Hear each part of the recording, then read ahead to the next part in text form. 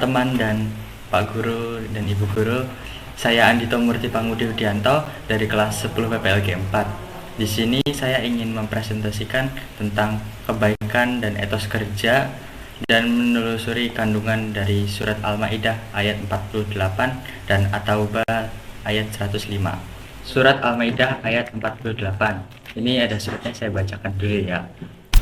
Wa anzalna ilaikal kitaba bil haqqi musaddiqal lima baina yadayhi minal kitabi wa muhaiminan alaihi faqum bainahum bima anzalallahu walat tabi awahum amma ja'aka minal haq likulin ja'alna minkum syirata wa mihaja walau syallahu laja'alakum umatau wahidatau walakil liyabluwakum fima atakum fastabiqul khairat illallahi marjikuhum jami'an fayunnabikum bima kuntum fihi takhlifun. Berikut tadi bunyi surat Al-Maidah ayat 48. Berikut artinya. Dan kami telah menurunkan kitab Al-Quran kepadamu Muhammad dengan membawa kebenaran, yang membenarkan kitab-kitab yang diturunkan sebelumnya dan menjaganya. Maka putuskanlah perkara mereka menurut apa yang diturunkan Allah, dan janganlah engkau mengikuti hawa nafsu mereka dengan meninggalkan kebenaran yang telah datang kepadamu. Untuk setiap umat di antara kamu, kami berikan aturan dan jalan yang terang. Kalau Allah menghendakimu, niscaya kamu dijadikannya satu umat saja. Tetapi Allah hendak menguji kamu terhadap karunia yang telah diberikannya kepadamu. Maka berlomba-lombalah berbuat kebajikan. Hanya kepada Allah kamu semua kembali. Lalu diberitahukannya kepadamu terhadap apa yang dahulu kamu perselisihkan. Setelah ini saya akan menjelaskan tentang kandungan surat Al-Maidah ayat 48. Ayat ini mengandung petunjuk untuk Nabi Muhammad dan umatnya untuk memutuskan perkara berdasarkan hukum yang telah Allah turunkan dalam Al-Quran. Umat muslim ditegaskan untuk tidak mengikuti hawa nafsu dan keinginan manusia, tetapi harus mengikuti kebenaran yang telah dijelaskan dalam Al-Quran. Allah telah menetapkan syariat dan jalan-jalan yang terang untuk setiap umat, dan umat ini akan diuji dalam amal perbuatan mereka. Ini adalah pesan penting tentang kepatuhan terhadap hukum Allah dan menghindari pemalingan dari ajaran yang telah diturunkan.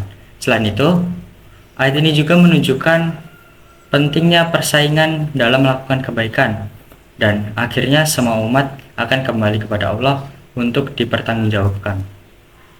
Selanjutnya saya akan membacakan surat At-Taubah ayat 105. Wa kulli malu wa syarallahu amalakum wa rasuluhu fal mu'minu wa saturdunna ila alai alimil ghaibi wasyahadati fayunabbiukum bima kuntum ta'malun,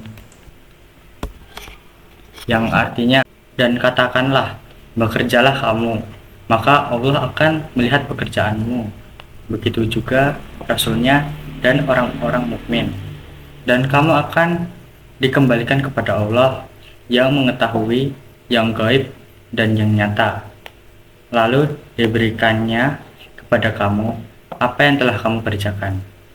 Selanjutnya saya akan menjelaskan kandungan surat At-Taubah ayat 105. Ayat ini mengajak umat muslim untuk berusaha dan beramal dengan baik. Allah mengetahui segala amal perbuatan manusia, baik yang terlihat maupun yang tersembunyi. Allah dan Rasul-Nya serta orang-orang mukmin akan menyaksikan amal perbuatan manusia. Pada akhirnya, semua akan dikembalikan kepada Allah yang Maha mengetahui tentang yang gaib dan yang nyata. Dan Dia akan memberitahukan kepada manusia apa yang telah mereka kerjakan. Ini adalah pengingat tentang pentingnya berbuat baik dan berusaha sesuai ajaran Islam. Karena segala amal perbuatan akan dihitung dan dipertanggungjawabkan di hadapan Allah. Selanjutnya saya akan menjelaskan tentang hadis kebaikan. Hadis kebaikan adalah salah satu hadis yang sangat penting dalam kehidupan sehari-hari. Hadis ini menekankan betapa pentingnya berbuat baik dan memberikan manfaat bagi orang lain. Sebagai umat muslim, kita harus selalu berusaha untuk berbuat baik kepada sesama dan memberikan manfaat sebanyak mungkin. Contoh dari hadis kebaikan adalah ketika kita membantu orang yang membutuhkan, seperti memberi makanan kepada orang yang kelaparan atau memberi bantuan kepada orang-orang yang sedang kesusahan. Dengan melakukan hal-hal kecil seperti itu, kita dapat membuat perbedaan yang besar dalam hidup orang lain. Lanjutan yang tadi, saya akan menjelaskan contoh dari hadis kebaikan. Berikut ada beberapa contoh hadis kebaikan yang saya pilih. Yang pertama ada hadis tentang baik kepada kedua orang tua, yang artinya dari sahabat Abdullah bin Aramrah. Ia bercerita, seorang sahabat mendatangi Rasulullah SAW dan mengatakan, "Aku datang kepadamu untuk membuat hijrah dan kutinggalkan kedua orang tuaku dalam keadaan menangis." Rasul menjawab, "Pulanglah, buatlah keduanya tertawa sebagaimana kau membuat mereka menangis." Hadis riwayat Abu Dawud. Setelah habis itu ada hadis tentang perilaku baik. Sebaik-baiknya kalian adalah orang yang diharapkan kebaikannya dan orang lain merasa nyaman dari kejelekannya. Hadis riwayat At-Tirmizi. Dalam agama Islam juga menjelaskan tentang etos kerja. Berikut saya akan menjelaskan tentang hadis etos kerja. Hadis tentang etos kerja sangat penting dalam kehidupan sehari-hari.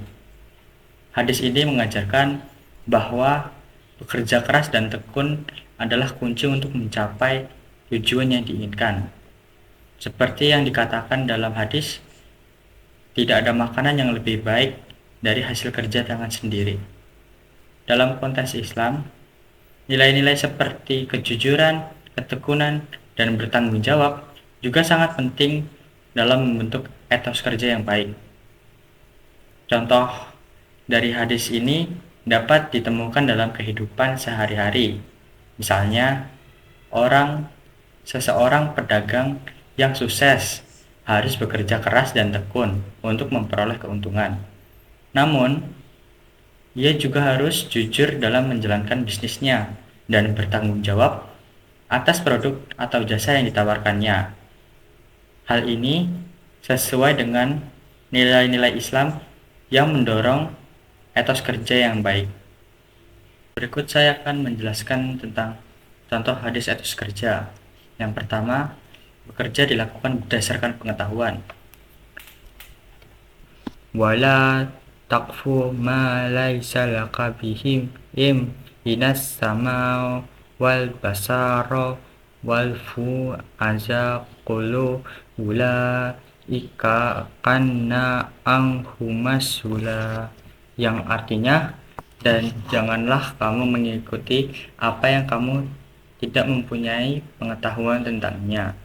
Sesungguhnya pendengaran, penglihatan, dan hati semuanya itu akan dipertanggungjawabkan. Surat Al-Isra ayat 36. Selanjutnya ada contoh berorientasi pada hasil, yang artinya yang menjadikan mati dan hidup supaya dia menguji kamu. siapa di antara kamu yang lebih baik amalnya, dan Dia Maha Perkasa lagi Maha Pengampun. Demikianlah presentasi dari saya. Mohon maaf jika ada kesalahan atau kurang kata. Wabillahi taufik wal hidayah. Wassalamualaikum warahmatullahi wabarakatuh.